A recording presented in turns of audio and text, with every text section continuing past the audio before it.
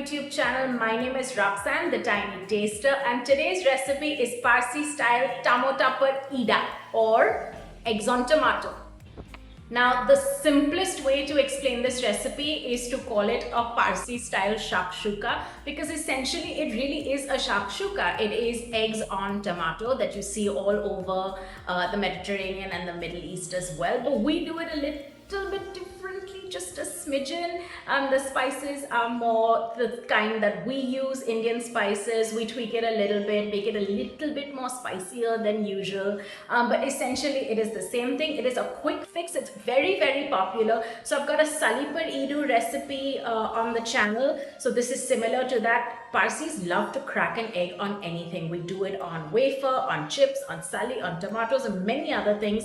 So maybe I'll do more recipes as well. Simple, easy, quick fix. I hope you enjoy this. As always, don't forget to like, share, and comment on this video. And I'll leave a link down below for a detailed recipe, all the description and everything. So make sure to check that out as well. And without any further ado, let's get cooking.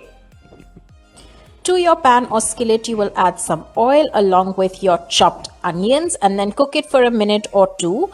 After that, you will add in your ginger garlic paste and then cook that down again for another minute or so, just so that it's not raw. You can add fresh ginger and fresh chopped garlic as well. I just think the paste is easier.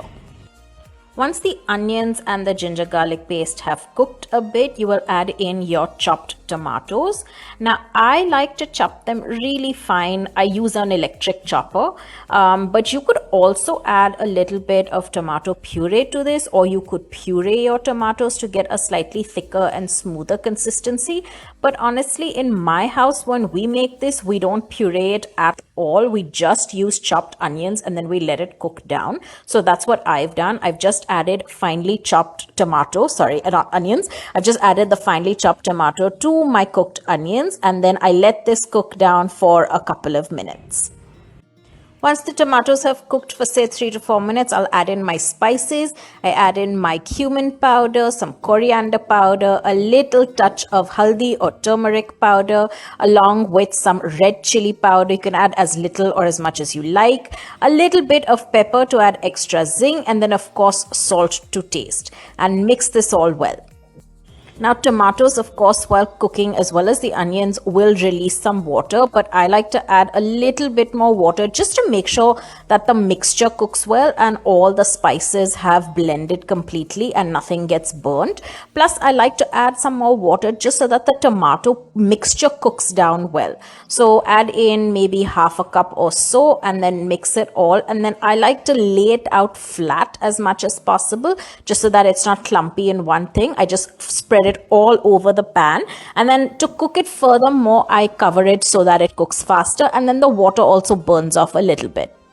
Now, I forgot to do this in this step. This is a video from the previous recipe that I tried.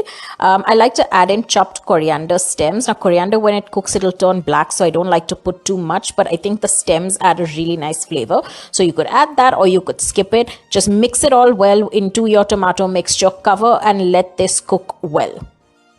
After a couple of minutes, you can see that my mixture has cooked nicely. The masalas have cooked, the onion mixture has cooked. There is still some amount of water. It hasn't completely burned off, and that's okay. Now, with my spoon, I like to make a little bit of a well. I mean, it's not exactly a well, but little indents through the pan. I'm using 4 eggs in this pan because we're 4 of us. And then you just crack your egg one at a time into each well. The well is supposed to make sure that it holds the yolk a little bit so that it doesn't spread all over the pan, but even if it's spread, honestly, it's okay. You can crack your eggs directly if you're a pro at this. I am so terrible. Cracking eggs without destroying the yolk is not a skill I possess. So of course I cracked them previously into little bowls and then I just add it into the pan. The mixture has been seasoned but not the eggs, so just take a sprinkle of salt and season the yolks and the eggs as well. And then you can cover this and let this cook for a couple of minutes just so that the egg firms up and the yolk firms up slightly. Now, the exact time of how long to keep this covered really depends on you. I would say just eyeball it and look. At this stage, I could see that the eggs have firmed up and the yolk is still slightly runny, which is what I like. So I would say this stage is done. But if you want to cook it further and make the yolk much harder, you absolutely can. So and it cooks fast. I would say anywhere between 2 to 4 minutes and it'll be completely done. This is what your eggs will look like, your tomato per Eeda. Now, I want to mention that not always does the egg crack completely. Like I said, it is not a skill I possess. So this is footage of a recipe I made the week before when I was filming, and I could not crack even one egg completely. So it just spread all over my pan and it ended up becoming a frittata-like mixture.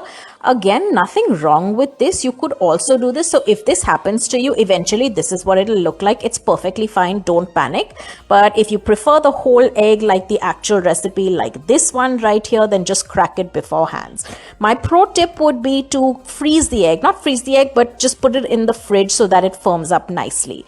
And then this is me just garnishing it with some nice fresh chopped coriander, and I would serve this hot as is. I don't think it makes sense to reheat this because if you reheat it, your yolk will harden completely. If you're okay with that, then do that as well. Otherwise, just serve it hot. Enjoy this with some nice crusty bread or chapati and enjoy. I hope you like this recipe. As always, don't forget to like, share, comment, and subscribe. And I will see you guys very, very soon.